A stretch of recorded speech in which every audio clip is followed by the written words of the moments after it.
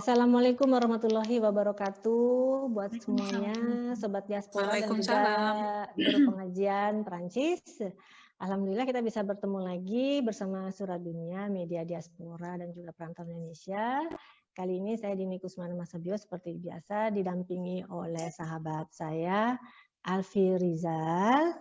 Halo Alfi. Assalamualaikum semua. Waalaikumsalam Warahmatullahi warahmatullahi wabarakatuh. wabarakatuh. Kali ini Surat Dunia mengajak Sobat Diaspora untuk membahas mengenai kisah inspirasi dokter gigi Indonesia yang sukses di Amerika. Nah, yang kita akan bahas kali ini itu bukan hanya dari segi suksesnya ya, tapi mungkin yang lebih menarik sebenarnya dari bagaimana perjalanan hidup Teh Ranti. Saya memanggilnya Teh Ranti karena kita sama-sama orang Sundanya, tehnya ya Mohon. seperti itu. Jadi bagaimana ya perjalanan Teh Ranti ini dalam meniti kehidupannya, karena mungkin menarik sekali ya dari mulai awal Teh Ranti masih di Indonesia hingga akhirnya bisa ke Amerika, terus bersuamikan seorang mu'alaf muslimah Amerika juga, muslim Amerika, dan kemudian hingga akhirnya berhasil mendirikan klinik. Nah, kita langsung saja ke Teh Ranti. Assalamualaikum warahmatullahi wabarakatuh. Teh Ranti, kumaha damang? Waalaikumsalam warahmatullahi wabarakatuh. Pangestu, alhamdulillah. Nuhun. Alhamdulillah. Masih pagi di sana ya Teh ya, berarti ya? Ya, jam 8 pagi. Suhu gimana Teh di sana? Di Prancis mah dingin melulu ini. Oh iya, ini juga udah mulai sedikit di atas freezing point 32 derajat, kayak 0 degree ya. Udah mulai 0, udah mulai minus kayak gitu. Oke, kalau suasana corona gimana Teh di sana? Ada beberapa pocket gitu ya, memang terjadi kenaikan numbers gitu ya. Cuman yang saya lihat, alhamdulillah sekarang itu alhamdulillah dengan banyaknya inovasi medis dalam jangka waktu yang sangat short ini ya. Dan karena tesnya juga banyak sekali di Amerika itu dan gampang. Jadi memang nomornya naik gitu, jumlahnya naik, tapi alhamdulillah angka kematian itu udah sangat turun sekali. Terus dan mungkin sekitar 95% yang sakit itu alhamdulillah semuanya sembuh gitu. Dan kalaupun misalnya ada yang meninggal, innalillahi wa inna ilaihi rajiun, itu sangat menyedihkan sekali, tapi biasanya itu disertai dengan underlying problems seperti orang tua, terus sudah itu dengan penyakit jantung dan sebagainya gitu. Jadi dan sebentar lagi minggu depan vaksin akan mulai diberikan secara gratis kepada seluruh warga gitu. Beberapa juta dosis sudah disiapkan.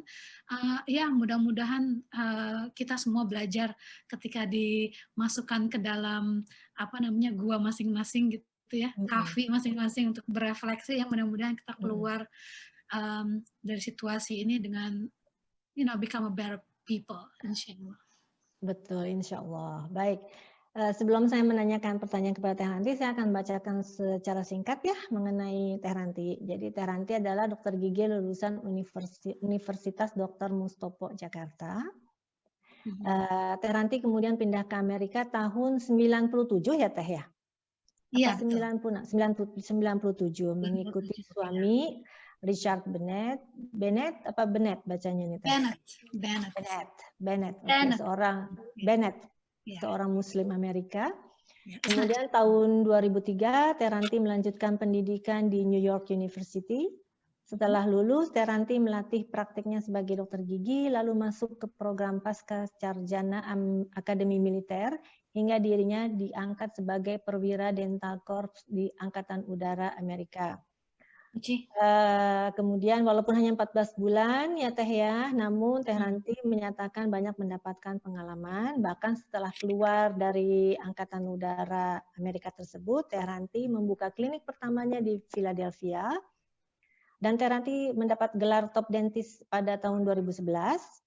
Kemudian sejak tahun 2016, Teh Ranti bersama suami membuka klinik lainnya di Kensington, Maryland, klinik yang bernama Presidential Dental. Begitu ya Teh ya?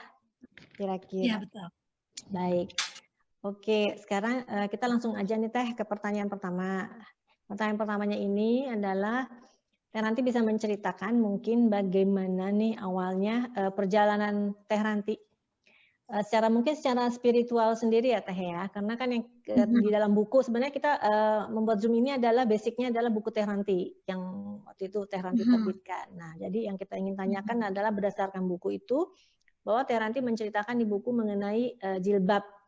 Jadi sekarang mungkin jilbab sudah booming ya, sudah biasa orang pakai jilbab. Tapi zaman Teh Ranti itu dulu kan jilbab tuh masih susah ya Teh ya gitu kan. Apalagi zaman mungkin tahun-tahun Teh Ranti masih SMA itu masih belum boleh sebenarnya pakai jilbab. Jadi mungkin Teh Ranti bisa menceritakan secara singkat dan kemudian pengalaman yang menurut aku menarik ini adalah ketika Teh Ranti sampai dikeluarkan sekolah karena Teh Ranti menggunakan jilbab. Mangga Teh, silahkan. Assalamualaikum warahmatullahi wabarakatuh.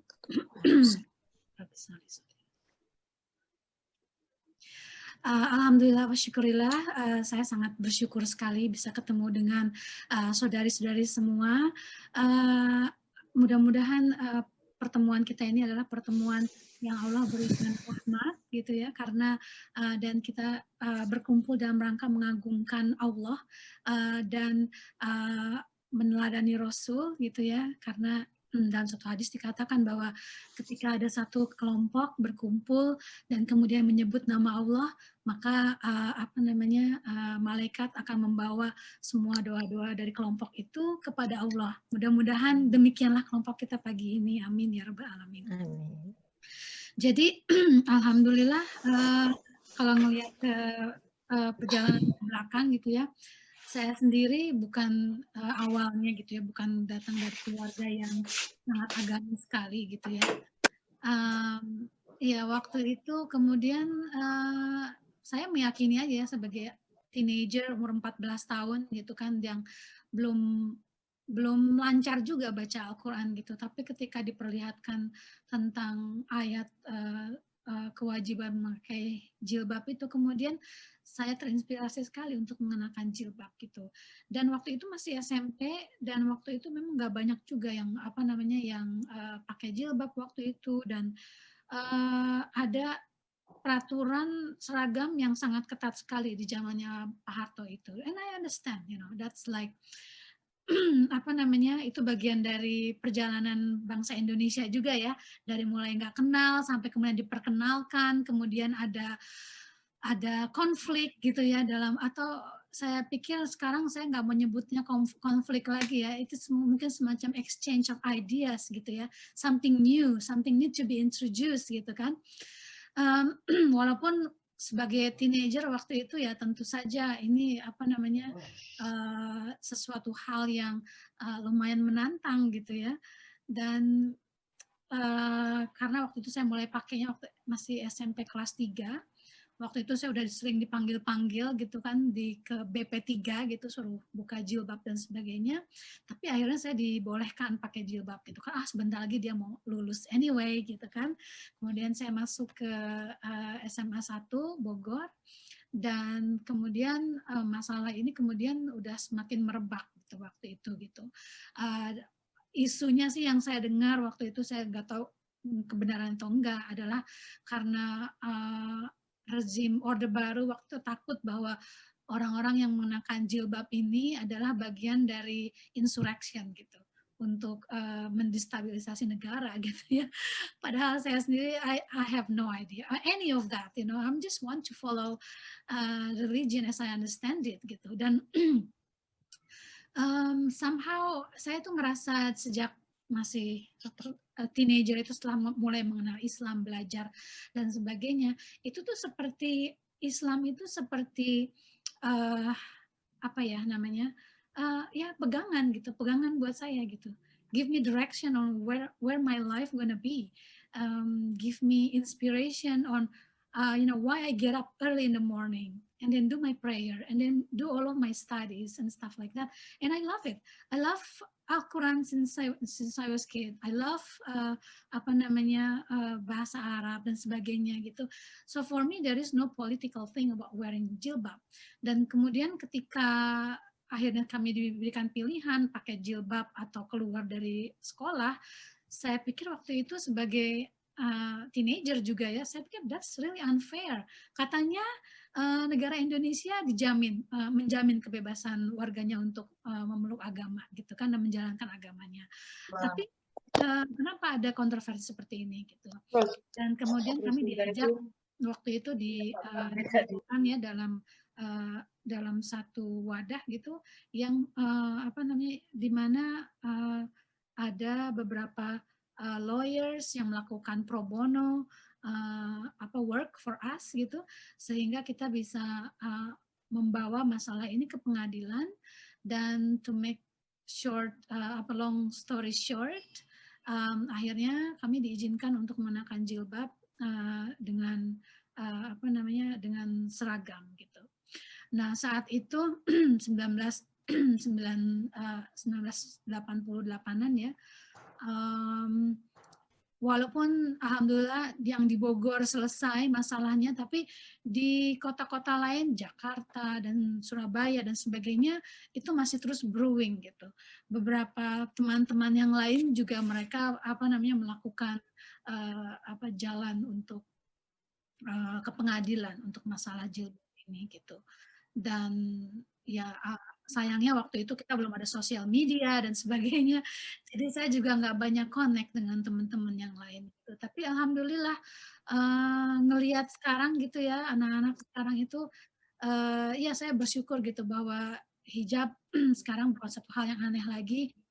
Walaupun mungkin untuk teman-teman di Prancis gitu ya, atau di Amerika sendiri gitu, mungkin masih banyak friksi gitu ya tentang perempuan yang mengenakan jilbab ini. Kita tuh seperti udah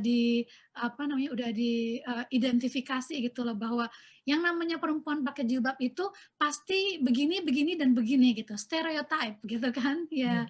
Padahal dalam pertemuan saya dengan banyak orang, perjalanan hidup saya di sini gitu, ketemu dengan banyak orang dan sebagainya, banyak orang kaget gitu loh bahwa oh ternyata Muslim women also have their own mind, have their own idea, they have their own personality, even it's really funny, but I think mungkin itulah ya mau nggak mau gitu ya, karena kita udah mengatakan bahwa kita ini Muslim gitu ya, apapun posisi kita gitu, bahwa kita ini memberikan warna dan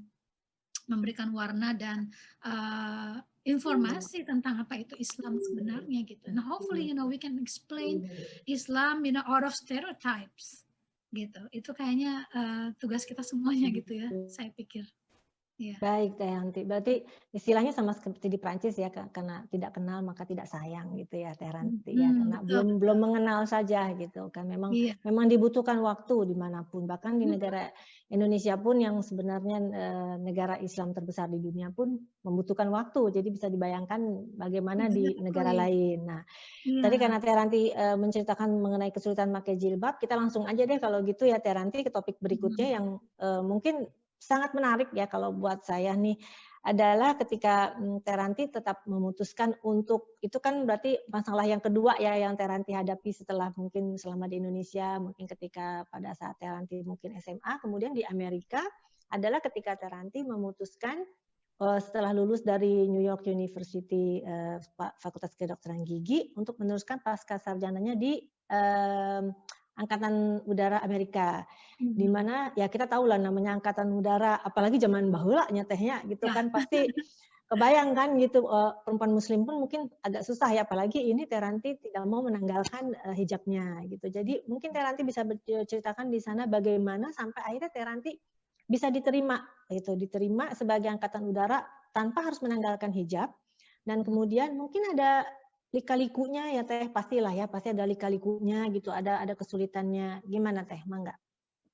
Ya, jadi setelah saya lulus dari New York University College of Dentistry tahun 2003, waktu itu ada option untuk postgrad di beberapa tempat di New York, udah gitu ada lagi di Indian Health Service untuk orang-orang native Indian ya, kemudian di US Air Force. Dan kemudian setelah istikharah, setelah mempertimbangkan banyak hal gitu, dan memang apa namanya, program postgrad dari US Air Force ini adalah salah satu program yang sangat kompetitif dan sangat one of the best, in country gitu. Jadi dan niat saya sih sebagai dokter gigi ya waktu itu saya nggak mikir apa namanya masuk militernya atau apanya gitu. So, I just thinking that I want to give the best to my patients. So I have to pursue the best education possible gitu. Nah, kemudian yang come up itu adalah program postgrad ini. Waktu itu mereka sudah bertanya gitu ya, saya pakai jilbab gitu, dan mereka bilang, oh sebenarnya nggak bisa kamu pakai jilbab dan join the Air Force gitu. Terus saya bilang, oh, oke, kalau misalnya nggak bisa ya, I don't want to wear it. I mean, I'm not going to follow, this program. Saya bilang gitu, saya give up. Oke, terus udah nggak jadi aja masuk Air Force, terus kemudian tiba-tiba 3 minggu kemudian saya ditelepon lagi sama rekruternya itu gitu. Dan mengatakan bahwa ya sebenarnya boleh juga sih perempuan pakai jilbab gitu. Kita udah ada peraturannya tentang akomodasi religion, jadi kamu boleh join pakai jilbab gitu. Oke, dengan janji itu kemudian saya join di Air Force, dan ternyata delalah gitu ya. Peraturan itu memang sudah ada di dalam level negara gitu, udah ada. Tapi belum diterjemahkan oleh US Air Force sendiri gitu. Semua angkatan yang lain sudah melakukan udah menginterpretasikan peraturan itu dalam juklak-juklaknya masing-masing gitu. Nah, tapi Air Force belum ada gitu. Sehingga kemudian terjadi dalam tanda kutip ya, tantangan buat baik saya maupun Air Force sendiri gitu. Karena mereka belum punya peraturannya. Sementara yang namanya militer itu namanya seragam itu kan sangat penting sekali gitu. Nah, jadi peraturannya itu sampai berbuku-buku itu tentang gimana pakai insignia, gimana pakai pakai BDU atau yang seragam loreng, atau pakai baju olahraganya seperti apa, atau baju untuk kerja sehari-hari seperti itu, semua udah diatur kayak it's like its own religion, its own syariah basically gitu. Nah, jadi kebayang waktu itu it's a challenging, dan saya juga waktu itu beristikharah juga gitu. Waktu saya ditawarkan, kamu mau keluar, kamu keluar dari sini atau kamu pakai nggak boleh pakai jilbab gitu. And I don't like both of the options karena it's really limited. I don't know. I mean, I cannot get out karena saya udah terdampar di Alabama, dari New York turun ke Alabama gitu kan ya. Terus you cannot just give me that option. Dan kemudian setelah melakukan istikharah, ternyata jawabannya itu yang sampai ke hati itu adalah you need to pursue this gitu, pursue untuk meminta yang namanya waiver. Waiver itu artinya perkecualian gitu dari semua peraturan itu. Karena sekarang saya pakai jilbab, maka saya minta perkecualian itu gitu. Dan nobody ever done this before. Perkecualian untuk mengenakan jilbab dengan seragam gitu. Nobody done that before. Dan ternyata long story short, banyak sekali loopholes gitu yang harus saya lalui gitu. Nah, cuman alhamdulillah waktu itu pertolongan Allah ada di mana-mana gitu ya. Nah, kebetulan teman saya yang memperkenalkan saya dengan US Air Force ini, program US Air Force, orang dentis juga, dia seorang Katolik ya, Protestan ya, seorang Protestan. Suaminya itu sebelum ini tuh dia salah satu high ranking officer gitu di United States Air Force. Nah, ketika saya menceritakan sama beliau tentang keadaan saya ini di Alabama, kemudian kita sharing semua surat-surat yang diberikan oleh Air Force waktu itu. Langsung beliau tuh dengan tanpa berpikir panjang gitu ya, karena mungkin ya saya pikir sebagai seorang Muslim gitu ya, we always try to be true to ourselves gitu kan. Nah, kemudian teman saya itu melihat bahwa I'm a real person. I'm not something that people need to be afraid of. Apalagi waktu itu saya masuk pas Amerika baru menyerang Irak. 11 September ya? Iya, 11 September waktu saya baru lulus. Kemudian setelah itu berapa bulan kemudian kan masuk ke Irak gitu.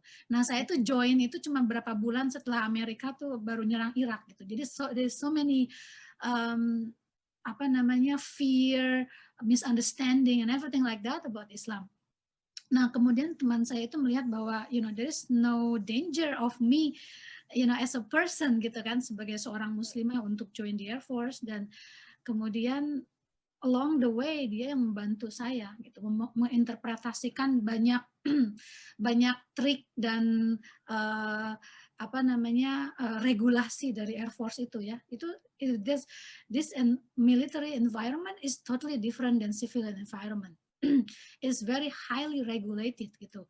Dan sebagai seorang officer yang baru masuk kemarin gitu ya, walaupun waktu itu pangkatnya sebagai kapten, I have no idea what military look like gitu kan. Nah, kemudian teman saya itu yang along the way menemani saya sampai kemudian sampai kemudian alhamdulillah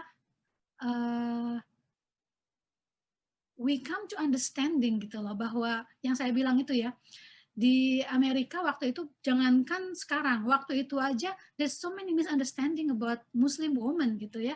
Yang mereka lihat itu Muslim women yang ada di Afghanistan misalnya, atau yang ada di Irak gitu, yang harus dipaksa untuk pakai cadar, yang dipaksa kawin seperti itu gitu, yang nggak boleh punya opinion gitu, bahwa mereka itu sangat, bahkan keluar rumah aja mereka nggak boleh ditemenin kecuali sama mahramnya misalnya seperti itu. So they always thinking that the same thing. Tapi Islam itu kan luas gitu ya, makanya kemudian Islam itu jadi rahmat itu karena memang kita ini berbeda gitu kan, tapi perbedaan itu menjadi rahmat ternyata gitu kan. Karena saya the way I interpret and pursue my Islam is maybe slightly different than other Muslim.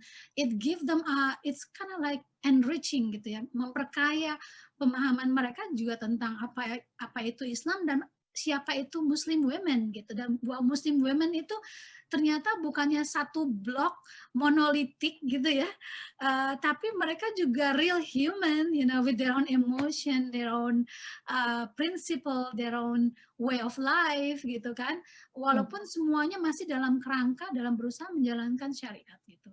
So I think from that standpoint that's I really appreciate that experience gitu, bahwa secara tidak sengaja gitu ya, I'm introducing about what Islam is really all about, according to my understanding. Anybody else can have their understanding gitu, but to my understanding is like this. Dan ternyata Muslim woman, according to how I understand it and how I practice it, itu sangat compatible sekali dengan Western civilization gitu. Dalam arti teh? Kenapa? Dalam arti? Dalam arti bahwa kita punya etos kerja yang sama gitu kan. Udah gitu kita punya etos kerja, integritas, terus prinsip gitu, prinsip tentang keadilan, tentang equality ya, seperti itu. Terus udah gitu freedom of mind gitu. Ternyata we sharing the same value. Jadi apa yang membuat Barat dan Timur tidak henti-hentinya sampai hari ini ya, terus punya misunderstanding gitu.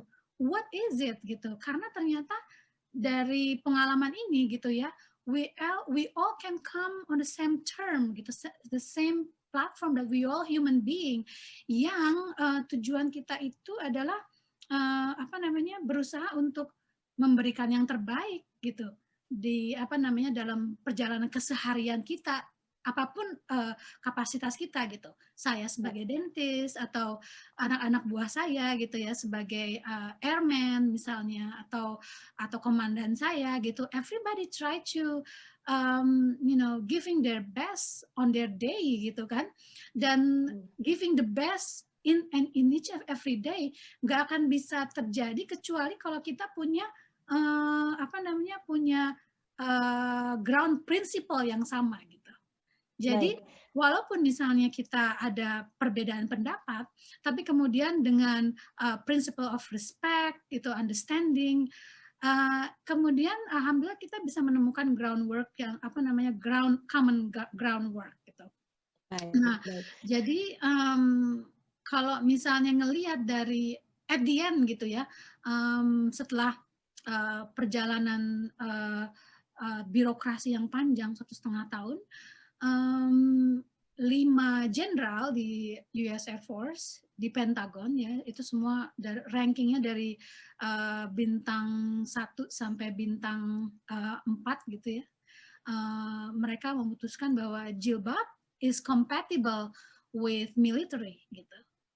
Nah, itu tapi satu jenderal waktu itu yang paling tinggi mungkin belum siap dengan adanya jilbab atau muslim, apalagi kita baru selesai 9/11 gitu, dan akhirnya beliau yang memveto bahwa untuk saat ini itu belum bisa gitu.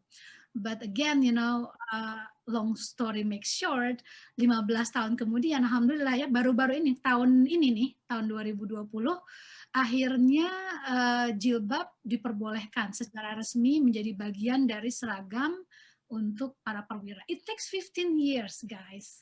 It takes 15 years. The same thing, it takes long time juga di Indonesia untuk untuk akhirnya diterima menjadi mainstream, dan kemudian it takes 15 years sampai kemudian diterima oleh military gitu, jilbab gitu kan. And the moral story is, we cannot be emotional when we pursuing this gitu. Kita nggak bisa emosional, dan yang saya paling syukuri adalah bahwa along the ways, saya mempunyai seorang guru gitu ya, di mana saya bisa berkomunikasi, dan yang paling penting satu hal yang saya pegang dari nasihat guru saya itu adalah bahwa sebelum kita berusaha mencari kiri kanan penyelesaian dari satu masalah hidup gitu ya, komunikasikan permasalahan hidup kita itu kepada Allah dulu, yang maha memiliki hati manusia gitu. Kemudian dari situ kita tune in, lihat kemana Allah memperjalankan takdir-takdir perjalanan hidup kita itu from moment to moment gitu. Karena Allah itu maha mengatur kita sebenarnya, kalau kita mau diatur from moment to moment gitu. Makanya kemudian ada sholat dan sebagainya gitu, karena sholat itu ya adalah saat kita mengembalikan lagi momen kita, kalau kita sampai meleset sedikit dari Shiratal Mustaqim kita, kemudian kita diajak lagi untuk masuk ke Shiratal Mustaqim, untuk kemudian selalu berusaha gitu ya untuk melibatkan Allah dalam kehidupan kita momen per momen itu gitu. Baik, Teh Ranti, Masya Allah ya. Berarti kalau aku boleh ambil di sini, benar-benar berarti Teh Ranti istilahnya ikhtiar, tapi juga memasrahkan semua keputusan kepada Allah ya, Teh Ranti. Jadi komunikasi pertama itu adalah kepada Allah dulu ya, Teh Ranti, mengadukan semua kepada Teh Ranti, kepada Allah. Jadi baru untuk meminta petunjuk, dan alhamdulillah selama ini yang Teh Ranti lakukan itu selalu berbuah baik ya, Teh Ranti ya. Boleh dibilang perjuangannya memang luar biasa, dan Teh Ranti dapatkan itu sebenarnya memang sudah diatur ya, Teh ya, dari mulai SMA harus mengalami seperti itu, kemudian juga di Angkatan Udara. Ya mungkin itu memang cara Allah gitu ya, memberikan kasih sayangnya kepada Teh Ranti mungkin supaya lebih kuat lagi, dan juga menunjukkan bahwa pada akhirannya perjuangan Teh Ranti tidak sia-sia, walaupun harus menunggu 15 tahun kemudian gitu. Pasti kan catatan Teh Ranti ada di situ, pasti ada gitu, bahwa 15 tahun sebelumnya pernah ada loh gitu perwira muslimah Indonesia yang juga berhijab gitu. Jadi mungkin juga sebagai istilahnya sebagai masukan gitu kan ya, Teh Ranti, seperti itu. Baik, Teh Ranti nggak ada foto-fotonya ya? Aku juga nggak punya soalnya foto-foto Teh Ranti lagi. Ada di buku semuanya. Iya, semua ada di buku. Memang sebenarnya sih kita juga bikin Zoom ini karena berdasarkan buku. Jadi memang kalau yang ingin lebih tahu lagi lebih dalam lagi ya Teh ya, karena nggak cukup lah sebenarnya 1 jam dengan Zoom ya. Memang bagusnya membaca buku Teh Ranti ya Teh ya Teh ya. Itu masih ada kan ya Teh ya, sampai sekarang masih bisa didapat saya Masih rasa. ya, insya Allah nanti mungkin dalam 2-3 bulan nanti akan diterbitkan dalam bahasa Inggris, kemudian akan masuk Amazon. Jadi mungkin yang lain bisa lebih gampang aksesnya karena sekarang ini masih di Indonesia gitu ya bukunya Iya, itu. iya, Nah, iya, di iya, betul. toko wiki Tokopedia ya. Tokopedia, baik tuh Heeh. tadi yang ingin mendapatkan karena itu komplit ya perjalanan Teh Ranti dari awal di Indonesia hingga akhirnya masuk ke perwira angkatan udara ya Teh Ranti. Baik, Teh Ranti kemudian boleh dong cerita sedikit mengenai masalah pribadi nih Teh Ranti. Kan pasti banyak yang tahu bagaimana Teh Ranti bisa bertemu dengan suami. Waktu bertemu dengan suami itu, suami sudah jadi mu'alaf atau belum ya Teh ya? Terus kemudian mungkin Teh Ranti bisa bertemu dengan suami pasti ada perjalanan spiritual kan sebelumnya kan. Itu seperti yang aku baca di buku seperti itu. Kemudian bagaimana akhirnya Teh Ranti memutuskan akhirnya mengikuti suami sampai akhirnya ikhlas untuk ganti warga negara gitu Teh gitu. Nah, mungkin Teh Ranti bisa menceritakan sedikit Oh ya. enggak Teh?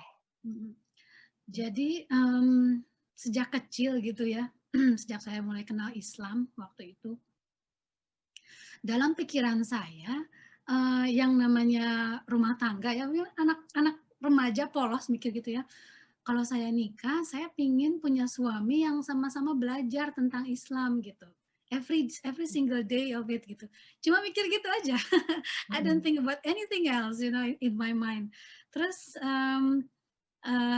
dalam perjalanan hidup, kemudian saya diterima di SMA 1 Bogor, kemudian waktu itu saya ingin masuk ke kedokteran gigi UI, terus nggak diterima waktu itu UMPTN. Wah sedihnya luar biasa ya, karena kita udah belajar setengah mati, udah gitu nggak diterima.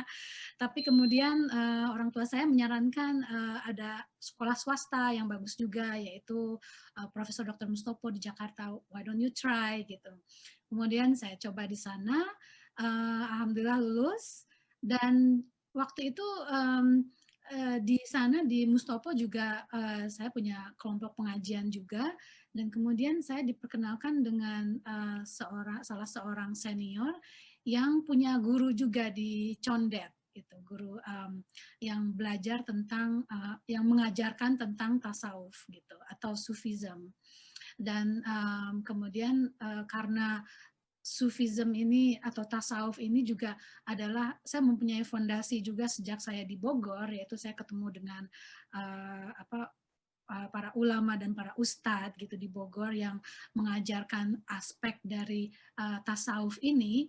Jadi ketika saya pindah ke Jakarta dan kemudian belajar dari Pak Sofyan di Condet waktu itu, there is no contradiction gitu. I feel like I'm home again di Jakarta gitu kan setelah saya pindah dari Bogor. Nah kemudian waktu itu Pak Sofyan memperkenalkan saya dengan suami saya itu Rich. Kebetulan suami saya itu datang ke Indonesia dan temannya itu memperkenalkan Rich ke Pak Sofyan gitu, karena suami saya juga sedang belajar tentang tasawuf juga gitu. Nah dari pertemuan itu kemudian saya istilahnya dijodohkan gitu ya oleh guru saya itu dengan Rich, dan alhamdulillah cuman kenalan 3 bulan seperti itu, terus akhirnya kita menikah gitu. When I'm looking back gitu ya sekarang ya, saya pikir wow gila amat ya saya ya. I am so naive gitu kan. I have no idea bahwa di luar sana itu mungkin aja ada predator atau apa gitu ya kalau kita ngelihat sekarang gitu kan ya. Atau misalnya sekarang itu lagi marak di internet itu orang menjanjikan mau nikah tapi ternyata malah morotin, kan sering ya kita dengar seperti itu ya. Astagfirullah, saya pikir wow gila sekali. I don't even I have no negative thinking. I like him, he like me, and that's it. We're gonna get married. Everything else jadi untuk itu saya sangat bersyukur sekali ya, apalagi sekarang alhamdulillah kita akan nikah, we will celebrate our anniversary in 1 month for 24 years marriage. Jadi looking back gitu ya, saya pikir wah subhanallah, Allah maha melindungi sekali gitu ya. He could have been anything, he could be whatever, serial killer, whatever. I will have no idea karena waktu nggak ada there is no way for me to check his background. Tapi karena ada guru saya waktu itu yang dalam tanda kutip melihat beliau juga gitu ya. Kemudian dan waktu kita nikah, sebenarnya saya nggak ada niat untuk pindah ke Amerika gitu. One of the requirement that I marry him is that if he want to move to Indonesia gitu, dengan keluarga, dan suami saya waktu itu setuju. Okay, no problem, I can be in Indonesia, no problem, I can teach atau something like that. Kemudian ada tiba-tiba tahun 1997 ya, ada krisis moneter itu gitu, yang membuat suami saya nggak bisa survive di Indonesia dengan dengan gajinya yang dalam bentuk dolar dan sebagainya itu. Terus kita ada krisis moneter, kemudian dia juga di laid off. Akhirnya waktu itu ada keputusan ya mau nggak mau gitu, kalau misalnya kita mau melanjutkan pernikahan ya there is no other way for me to follow him gitu. Dan ya memang itu satu-satunya pilihan waktu itu.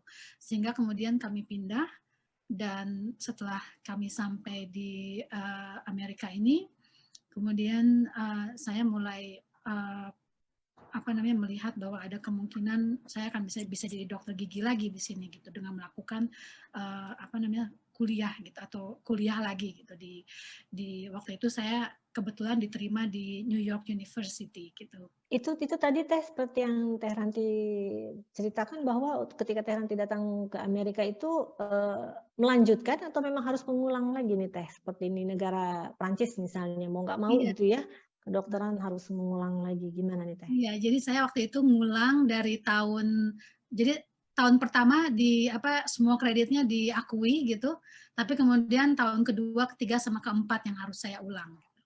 Padahal udah jadi dokter ya Teh ya? Iya, udah lulus. Ya, iya memang sama aja kayak di Prancis ya. Terus enggak Teh terus?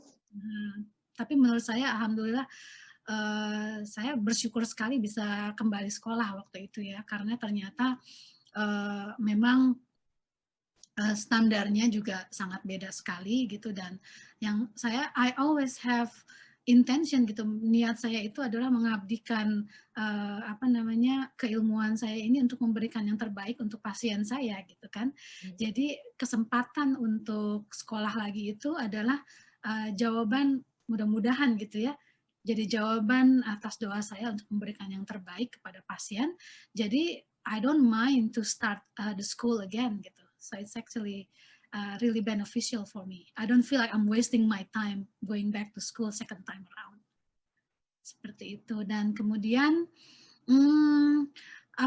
setelah 3 tahun ya di Amerika waktu itu, karena dalam catatan civilian bahwa saya ini adalah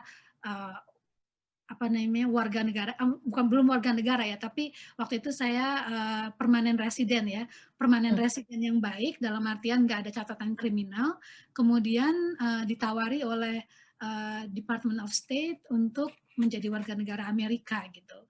Nah waktu itu juga saya harus nggak pernah kepikiran juga ya waktu itu, kenapa saya harus jadi warga negara Amerika gitu kan, karena I don't feel any difference. Saya tetap Ranti gitu kan, yang walaupun di Amerika saya merasa justru saya lebih merasa saya sebagai orang Indonesia justru setelah saya sampai di Amerika gitu.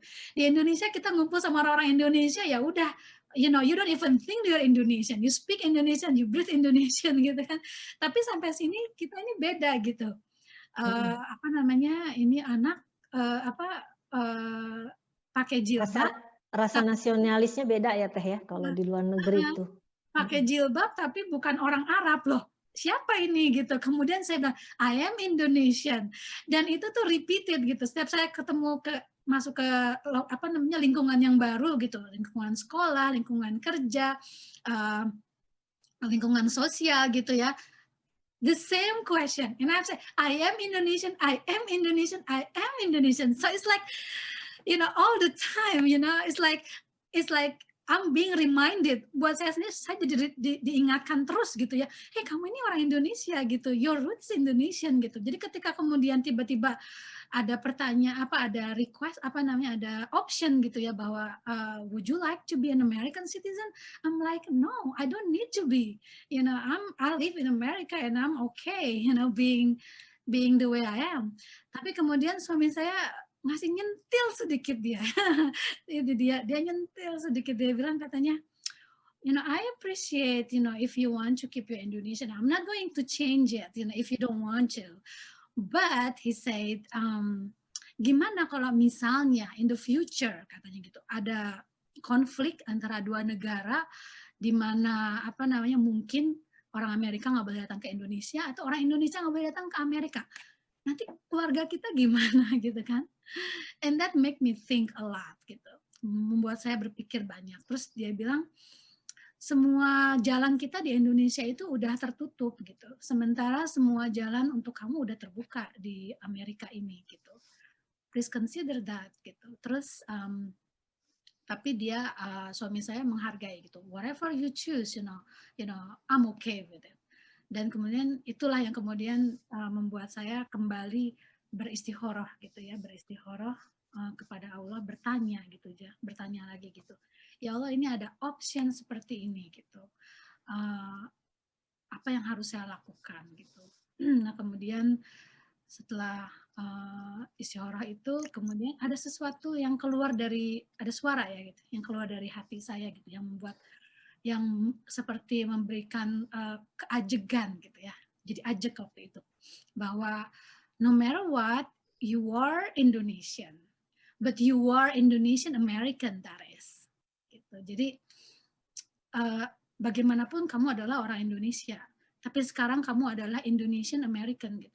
Orang Indonesia yang punya akar di Indonesia, tapi branching out di Amerika gitu. Nah, dengan adanya keyakinan seperti itu ya, setelah istikharah, kemudian saya juga bertanya kepada guru saya, apakah ini langkah yang benar gitu. Kemudian guru saya menyatakan bahwa ini adalah langkah yang benar. Ya, saya terima takdir baru ini ya, takdir baru sebagai seorang Indonesian American gitu. Baik, baik Teh. Berarti Teh sekarang warga negara Amerika, tapi kalau hati mah jiwa tetap Indonesia ya Teh ya. Seperti kebanyakan orang ya, seperti itu ya. Tapi setelah saya menjadi warga negara Amerika, saya kan bersumpah ya untuk, dan sumpah saya ini 2 kali gitu ya, bahwa ketika menjadi warga negara, bahwa saya akan menjunjung konstitusi, terus udah gitu, dan membela negara gitu ya, dalam hal ini negara Amerika ya. Dan kemudian ketika saya menjadi officer, menjadi perwira di Angkatan Udara, saya juga memberikan sumpah yang sama gitu ya. Jadi cinta saya sekarang tambah besar gitu. Karena kenapa? Karena sekarang ada cinta kedua negara ini, Indonesia dan Amerika gitu. Baik Teh. Jadi hati saya juga nggak cuma untuk Indonesia, tapi juga untuk Amerika juga gitu. Jadi sudah 2 punya negara istilahnya ya Teh ya, sudah cintanya sudah kebagi 2, Indonesia dengan, nggak kebagi, malah malah menambah gitu ya Teh ya. Bukannya terbagi, iya. Bagus juga istilahnya. Jadi malah menambah ya Teh ya, menambah kekayaan rasa cinta gitu. Iya, bagus juga. Jadi bukan bagi. Oke Teh. Itu banyak masukan tuh buat yang mungkin sekarang bimbang untuk ganti warga negara atau bagaimana gitu istilahnya. Oke Teh. Kemudian Teteh kemudian sekarang sudah memiliki klinik ya, klinik klinik gigi. Yang pertama ada di Philadelphia dan kedua ada di Kingston di Maryland. Nah, Teteh bisa menceritakan nggak, ini gimana nih Teh, awalnya kok lebih memilih membuka klinik gitu ya Teh? Susah nggak sih untuk membuka klinik di Amerika seperti itu? Dan yang kedua, tadi lagi problemnya Teh, mungkin nggak semua orang ya gitu kan mau diperiksa mungkin dengan dokter yang istilahnya berjilbab ya, mungkin masih ada tanda tanya apa seperti itu.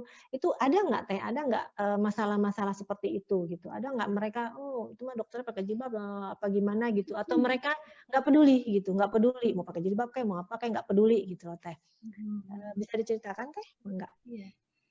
Jadi,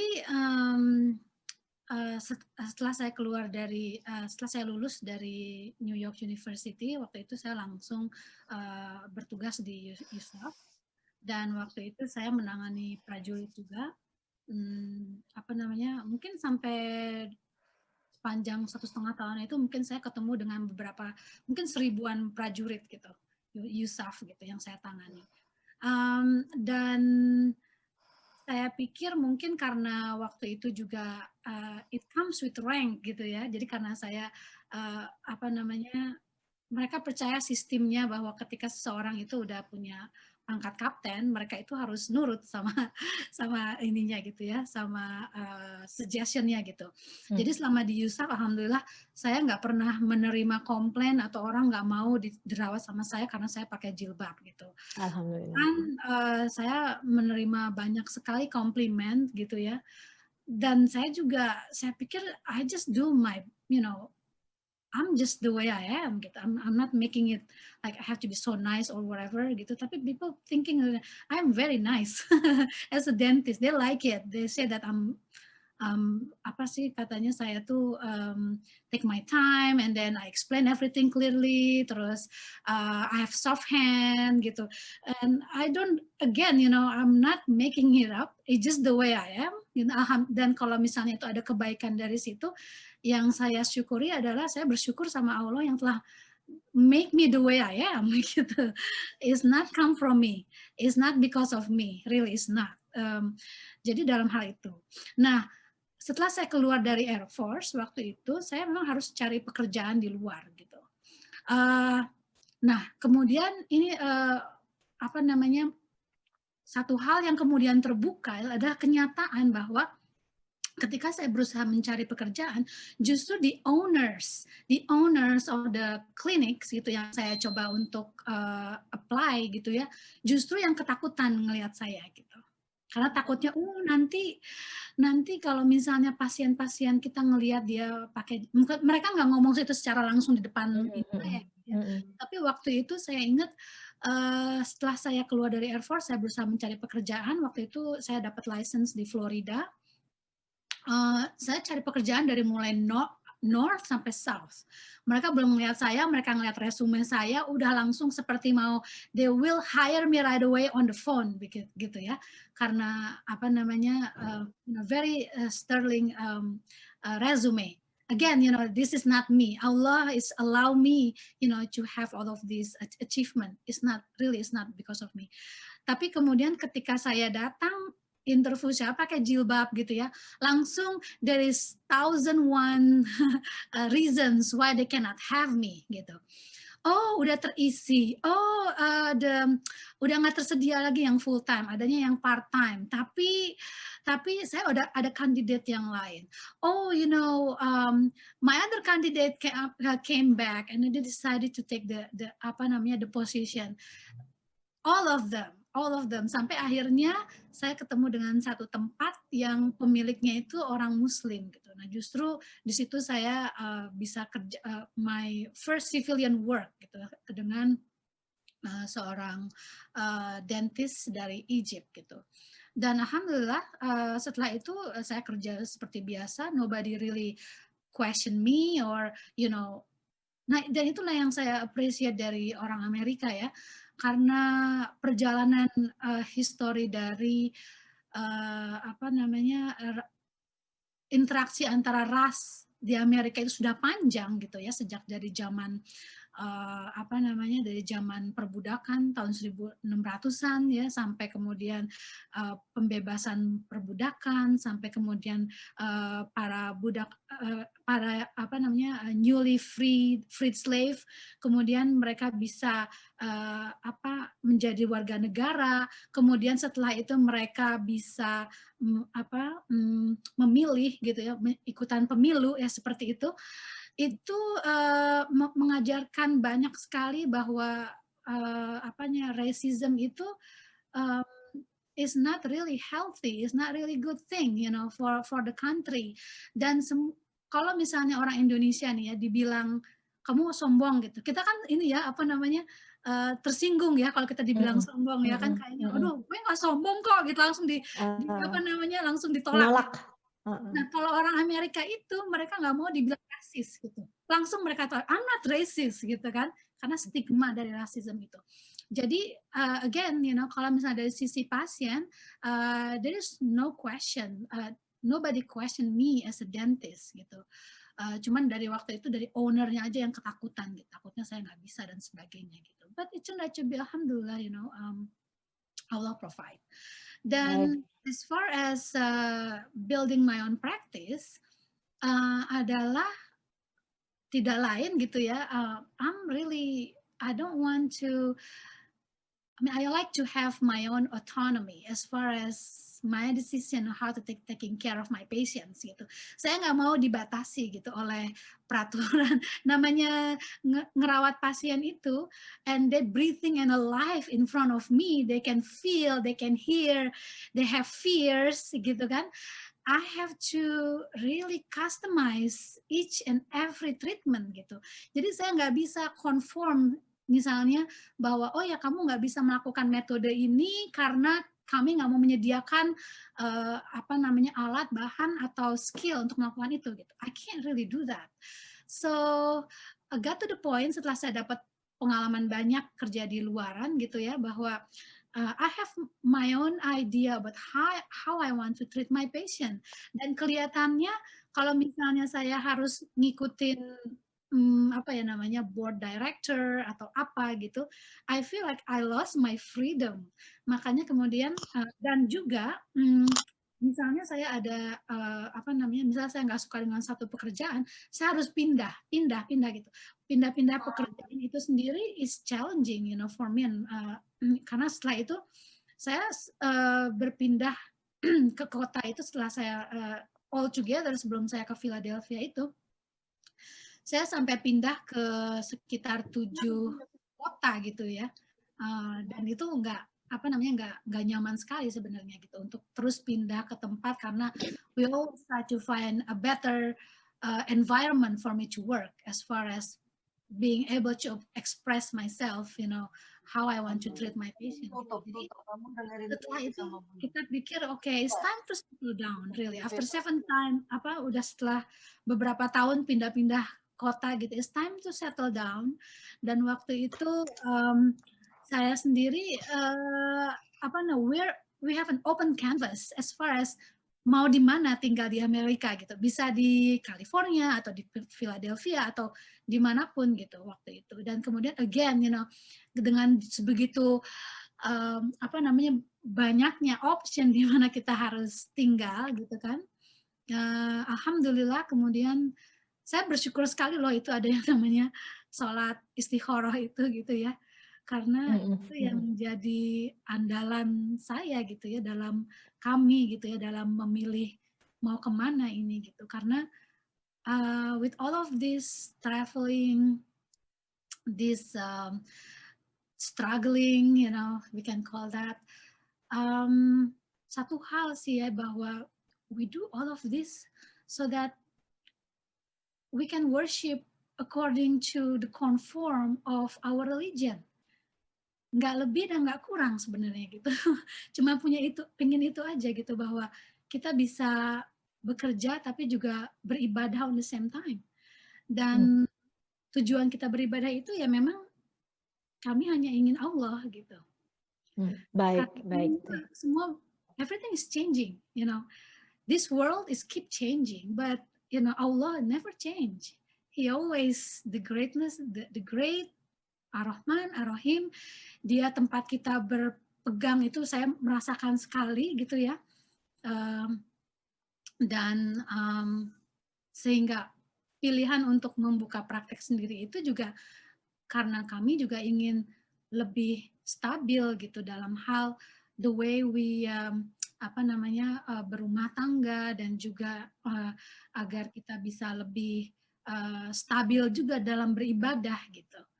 Nggak usah pindah-pindah lagi dan sebagainya. Changing direction of Ka'bah. Maksudnya Ka'bah selalu northeast gitu kan. Tapi ketika pindah rumah baru, kota baru, hey di mana ya? It's always, there is time when we lost our orientation and then we found it again, And so, after sometimes, hey, don't we want to always have, one direction without we have to search for it? So that's all. Yeah. Baik Teh Ranti, alhamdulillah ya berarti Teh Ranti tidak mendapatkan masalah ya selama pekerjaan, selama juga praktek dengan masalah jilbabnya ya Teh Ranti ya. Dan tadi seperti yang aku bisa simpulkan kembali bahwa memang semuanya ini seperti tadi Teh Ranti bilang bahwa karena Teh Ranti patokannya hanya satu arah ya Teh Ranti ya, bahwa berdua itu adalah karena Allah Subhanahu wa taala. Ini koneksiku yang kurang bagus atau bagaimana ya? Cukup jelas nggak? Jelas kok, ya. Oh cukup jelas. Oh ya syukur. Takutnya tiba-tiba kurang bagus gitu. Baik. Sepertinya sudah banyak yang mau bertanya ya Teh Ranti. Aku juga sebenarnya kalau dibiarin aku bertanya mah nggak selesai-selesai gitu. Banyak banget pertanyaan ini. Jadi yang aku ingin serahkan mungkin kepada para peserta mungkin yang lebih penasaran. Jadi aku silahkan kepada Teh Alfi. Mungkin Teh Alfi bisa langsung membantu bagi yang bertanya. Mangga Teh Alfi. Iya, Masya Allah ya pengalamannya Teh Ranti menarik sekali ini. Ini ada beberapa pertanyaan dari para peserta. Mungkin satu persatu ya karena ini temanya agak berbeda antara satu dengan yang lain. Yang pertama ini dari Teh Susi yang menanyakan tentang mungkin Teh Ranti bisa menceritakan tentang kultur shock waktu pertama awal-awal datang di Amerika gitu, bagaimana dengan budaya yang tentunya berbeda dari Indonesia. Kemudian saya ikut numpang nanya karena temanya masih agak-agak mirip ini ya. Karena misalnya waktu Teh Ranti mulai kuliah kembali ya di Amerika itu kan masih tahun 90 akhir ya. Apakah di sana sudah boleh pakai jilbab misalnya gitu. Karena di Indonesia sendiri tahun-tahun itu juga masih cukup sulit gitu, belum tentu semua perguruan tinggi menerima. Begitu Teh, silakan. Ya pastinya saya mengalami cultural shock ya. Walaupun waktu itu saya belum bisa mendefinisikan, waktu itu pokoknya saya datang, terus tiba-tiba saya di Dallas, Texas gitu kan. Terus waktu itu musim dingin. Terus di Indonesia kan kita rame ya, selalu orang di mana-mana jalan dan sebagainya gitu. Di Texas itu, di depan rumah itu, there's nobody. Semua orang sepi jalannya. Wah itu sendiri bikin kaget, terus tiba-tiba sunyi senyap sendiri gitu ya. Waktu itu saya nggak tahu bahwa saya mengalami cultural shock gitu ya. Tapi setiap hari saya nangis gitu karena makanannya juga beda gitu. Maksudnya karena saya belum bisa belanja dan sebagainya gitu. Waktu itu saya makan sampai baru pertama kali dalam seumur hidup tuh saya tahu itu namanya kelaparan. Oh my God. Karena kita makan nasi melulu gitu kan. Nah waktu itu dan saya nggak sophisticated gitu. Saya makan nasi gitu. Kalau misalnya saya makan, pasta dan sebagainya itu ini. Jadi antara makanan saya mengalami yang namanya lapar itu seperti apa pertama kali dalam hidup ya. Walaupun saya puasa gitu kan. But I never have, that. Terus dalam masalah bahasa ya waktu itu walaupun saya bisa baca bahasa Inggris tapi namanya ngedengar orang apalagi pakai aksen Texas gitu kan bahasa Inggrisnya gitu I really have to listen oh my gosh what are you talking, can you please slow, dan itu frustrated sekali gitu loh ketika kita mau mengekspresikan diri kemudian they don't understand my accent, I don't understand their accent, dan kemudian harus merunut. That's another challenge. Kemudian ngelihat tiba-tiba ruang cuaca sangat dingin gitu, biasanya kita anget gitu ya. That's another challenge. Terus dan dari segi bahasa, terus dari segi kultur juga gitu, dimana orang Texas itu terkenal sangat nggak ada tedeng aling-aling gitu, semuanya tuh langsung to the point gitu. Sementara kalau kita orang Indonesia itu kan halus, pelan-pelan, agak muter gitu kan, biar nggak menyakiti hati seperti itu. So it's I learn a lot, Dan di masa itu karena saya berdua dengan suami gitu ya, itu juga jadi masa penyesuaian gitu. Oh, orang Indonesia perempuan orang Indonesia itu seperti itu. Oh, orang Amerika laki-laki itu seperti itu gitu. Banyak nangis yang jelas, banyak frustration, banyak berdoa, banyak sujud, ya banyak misunderstanding sampai apa namanya ya namanya berantem gitu first one or 2 years itu terjadi gitu. Tapi alhamdulillah wa syukurillah, yang sangat kita syukuri itu bahwa Allah terus memberikan cinta gitu ya di antara kami berdua gitu ya, sehingga all of those differences itu sedikit-sedikit bisa terjembatani dengan cinta ini gitu. Subhanallah, itu ya yang namanya cinta itu, Masya Allah. It overcomes so many things gitu. So that's as far as cultural shock. Terus yang kedua tentang boleh pakai jilbab atau enggak, Amerika itu negara menjunjung kebebasan gitu. Jadi ketika saya masih jadi civilian, waktu itu nggak ada masalah sama sekali dengan pakai jilbab gitu. Bahkan kalau misalnya kita mempertanyakan kenapa kamu begitu, it's gonna be really rude gitu ya. Kenapa kamu misalnya, atau mempertanyakan, atau malah misalnya nih ada orang minta saya buka jilbab misalnya, nggak boleh atas nama institusi itu bisa habis di sue gitu kalau dituntut, dan mereka bakal kalah gitu karena konstitusi negara sendiri itu menjamin kebebasan untuk mengenakan jilbab gitu. Dan ketika di Air Force, sebenarnya saya juga ada kesempatan untuk menuntut gitu. Tapi waktu itu, again, istihoroh mengatakan bahwa saya nggak boleh menuntut gitu. Jadi saya nggak menuntut gitu, seperti itu. Baik. Bagaimana Alfi? Iya, menarik juga ya. Mungkin kalau di awal-awal kita mikirnya, ya nggak usah cari masalah dulu deh gitu ya. Mau kalem-kalem aja gitu. Ya, kalem-kalem. Iya Teh, ini kemudian ada pertanyaan kedua dari Teh Eliana mengenai pengalamannya waktu di Air Force ya, di program di Air Force.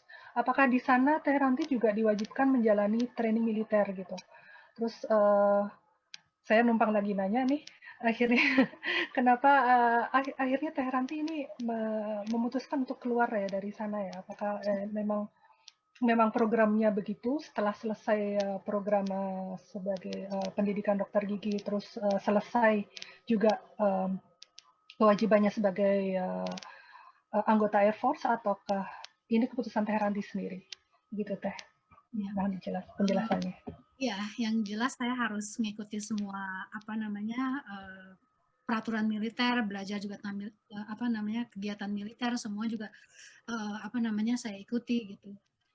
Satu hal yang sampai sekarang saya itu hargai gitu, walaupun saya tidak akan pernah melakukannya, itu adalah memegang senjata gitu. Aduh, saya ingetin sampai waktu itu juga kita diajari gimana caranya melucuti senjata dan pakai gitu. Tapi di Amerika sendiri kita mendukung ada konstitusinya untuk bear arms gitu. Tapi I will never bear arm. That's it. And that's the only experience I have as far as pegang senjata. Jadi untuk menjawab yang tadi ya, saya harus mengikuti juga semua pelatihan militer yang diwajibkan gitu. Kemudian yang kedua tadi kenapa saya bagaimana akhirnya. Nah, waktu itu setelah saya mengajukan permohonan untuk diizinkan memakai jilbab, kemudian ternyata di Air Force sendiri waktu itu, walaupun argumen saya waktu itu alhamdulillah kuat sekali gitu, berdasarkan peraturan dari negara dan peraturan dari militer sendiri, US Air Force sendiri waktu itu. Cuman karena yang saya bilang itu, ini adalah satu hal yang sangat baru sekali dan mereka nggak expecting this is happen. Akhirnya ada satu jenderal yang memveto gitu, bahwa kamu nggak bisa join kalau kamu pakai jilbab gitu. Walaupun argumen saya argumen yang kuat sekali waktu itu. Dan waktu itu saya dikasih option, kamu mau buka atau setelah 1,5 tahun ya melakukan negosiasi ini gitu melalui jalan birokrasi, kamu mau buka atau kamu mau mau keluar gitu. Dan at that time, saya memutuskan bahwa saya nggak bisa. This is my identity. If you take this away from me, I'm not Ranti anymore gitu. So I decided to keluar dari Air Force waktu itu. Dan alhamdulillah mendapatkan honorable discharge, yaitu pengeluaran dengan ranking yang paling tinggi gitu. Dan setelah itu saya menjadi civilian lagi. Ada option untuk menjadi National Guard, tapi saya sendiri I think I'm done with this. I'm done with military thingy. Yeah. Baik Teh Ranti. Jadi Teh Ranti keluar dengan kehormatan ya, istilahnya seperti itu ya Teh Ranti ya. Jadi memang pilihan Teh Ranti adalah tetap mempertahankan hijabnya ya.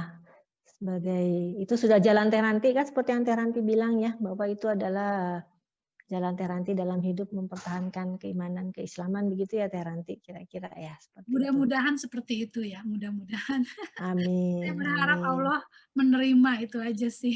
Ya, mudah-mudahan itu juga bisa menjadi motivasi ya bagi para muslimah yang berada di luar negeri untuk tidak ragu ya Teh Ranti menggunakan hijab gitu ya, karena saya juga mengalami Teh Ranti yang namanya dari belum berhijab hingga berhijab gitu. Jadi perbedaan ketika saya jadi jurnalis sebelum berhijab dan sudah berhijab, ternyata nggak ada perbedaannya tuh Teh gitu.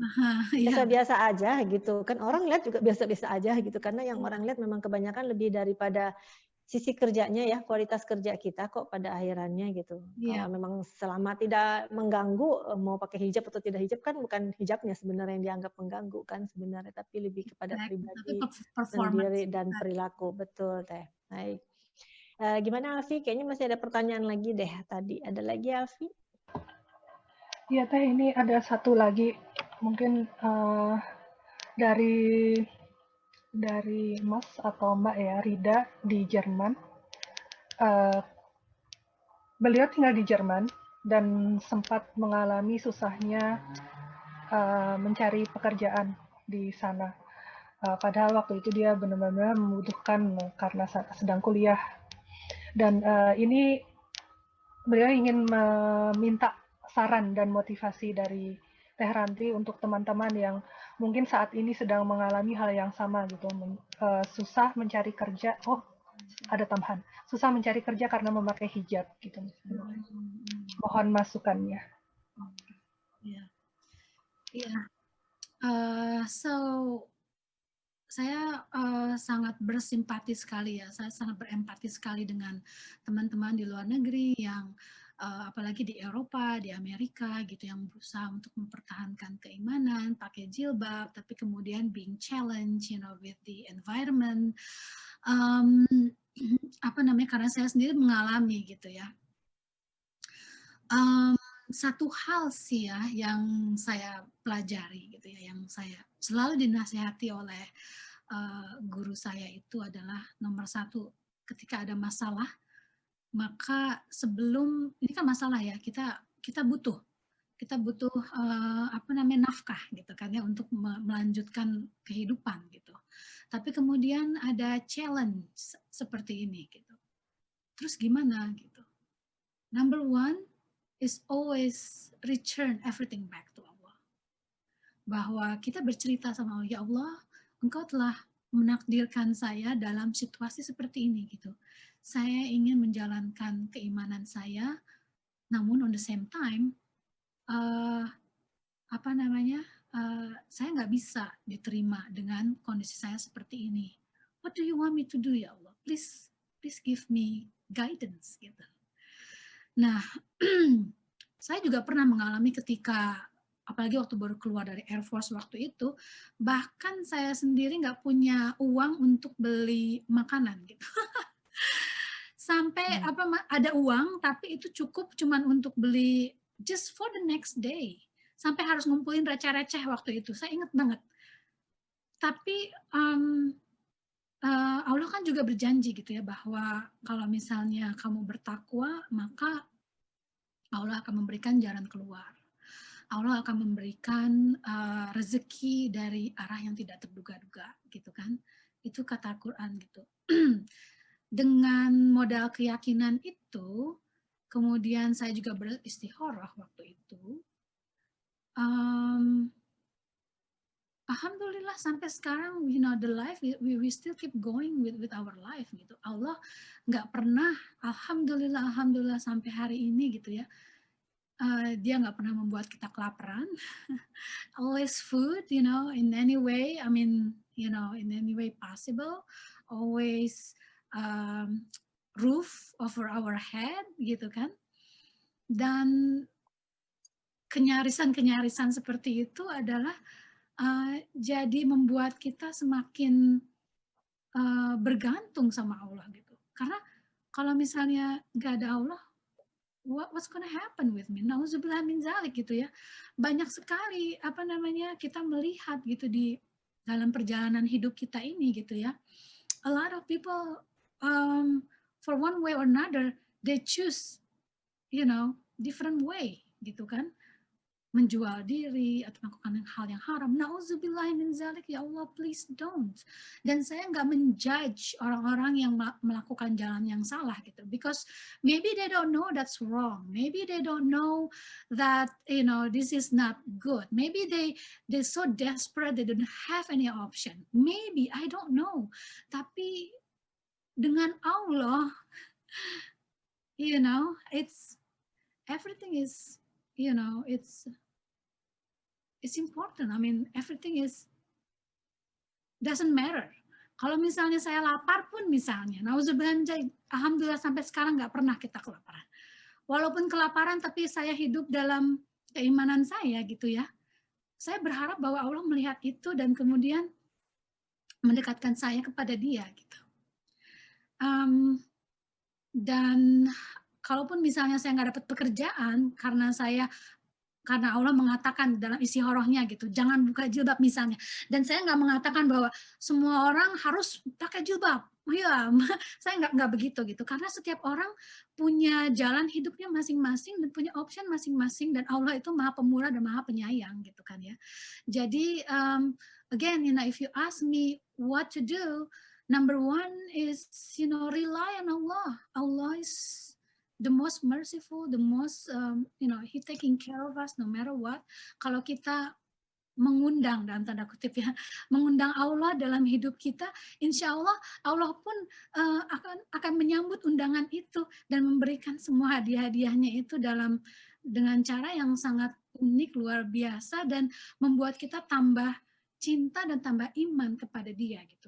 Jadi go back to, I try to be the best I can. I have so many limitations as human. Tapi satu hal gitu yang tidak membatasi saya adalah saya berusaha untuk selalu connect dengan Allah, membicarakan masalah-masalah saya dengan Dia, dan menunggu sambil in tune dengan apa jalan keluar yang akan Dia berikan, dan kemudian ketika datang jalan keluar itu berusaha untuk nggak cuman sekedar berterima kasih dengan jalan keluarnya, tapi mengingat gitu loh tentang apa yang telah Dia lakukan dalam kehidupan ini. Semoga itu menjadi semakin mendekatkan kita kepada Allah gitu. Jadi masalah yang datang itu mudah-mudahan menjadikan kita semakin dekat kepada Allah dan kita menjadi saksi gitu akan Dia yang Maha memberikan jalan keluar akan setiap every single problem that we have. Baik, Masya Allah. Terima kasih ya Teh Ranti ya. Makin semangat nih, jadi semoga juga bisa memberikan semangat ya buat para muslimah khususnya yang berada di luar negeri nih, yang memang sedang banyak mengalami cobaan ya Teh ya gitu. Saya bisa merasakan kan gitu. Memang tidak mudah berhijab, itu memang tidak mudah, tapi insya Allah ya kalau memang sudah niat insya Allah ya dimudahkan. Ada aja itu apa jalannya ya Teh ya, seperti itu. Baik, Teh Ranti, aku penasaran nih Teh Ranti sama kliniknya. Kliniknya Teh Ranti itu pasiennya banyakkan orang Indonesia atau orang Amerika? Kemudian yang aku tahu nih Teh, banyak orang Indonesia juga yang mungkin pelajar atau ya yang mungkin yang tidak mempunyai asuransi ya Teh ya, mungkin di sana. Nah, apakah Teh Ranti ikut membantu gitu buat mungkin para pelajar atau yang tidak mempunyai asuransi untuk mungkin Teh Ranti membantu dalam memudahkan gitu, bagaimana Teh? Ya. Mangga Teh. Jadi kalau di Philadelphia justru pasien saya kebanyakan orang Amerika gitu. Mungkin about 99.9%. Jadi jarang orang Indonesianya gitu. Mungkin karena tempat saya juga agak jauh dari orang-orang Indonesia yang lainnya, dan kemudian saya juga punya kompetitor nih untuk orang Indonesia yang nggak punya asuransi. Kebetulan ada orang Chinese gitu yang saya dengar mereka nggak punya license, dia nggak punya license gitu. Jadi jadi I cannot beat his price. Jadi dalam hal itu mungkin karena ada option seperti itu, banyak orang Indonesia yang akhirnya pergi ke dokter yang lainnya, which is okay with me, you know, karena alhamdulillah mereka ada yang taking care of gitu. Tapi walaupun misalnya mereka datang ke saya pun dan minta misalnya cicilan atau apa gitu, I always give it to them. Dan karena misalnya dalam hal pricing gitu ya, saya sendiri punya standar price tertentu agar saya bisa mempertahankan kualitas saya gitu. Kalau saya turun dari apa yang kurang, misalnya seperti itu, kurang dari standar saya itu, nanti saya harus cut corners gitu. And I don't want that. I don't want to do something like that gitu. Apalagi zaman COVID sekarang gitu kan, ketika semuanya extra precaution dan sebagainya, itu bikin beban finansial tambah tinggi lagi untuk itu gitu. Jadi tapi kalau yang di Kensington, Maryland, itu 99%, mungkin 90% itu orang Indonesia gitu, 10%-nya orang Amerika. Alhamdulillah, apa yang mungkin nggak bisa saya berikan ke masyarakat Indonesia di Philadelphia, alhamdulillah saya bisa melakukannya di Maryland. Dan terus terang ya, ini saya metode manajemennya yang di Maryland juga sangat friendly sekali dalam hal, karena ini teman-teman Indonesia gitu ya. So, saya memberikan cicilan gitu berapa kali dan sebagainya. It's okay. Yang penting saya dapat as far as compensation gitu, sesuai dengan standar saya untuk bisa yang seperti itu, mempertahankan standar saya walaupun mungkin bentuk payment-nya terbagi gitu. Also on the same time saya bisa tetap ngebantu orang-orang Indonesia seperti itu. Nah, alhamdulillah teman-teman Indonesia itu mereka nggak pernah ada yang mangkir. Mungkin ada 1 atau 2 orang ya yang kemudian lari gitu ya, nggak bayar lagi.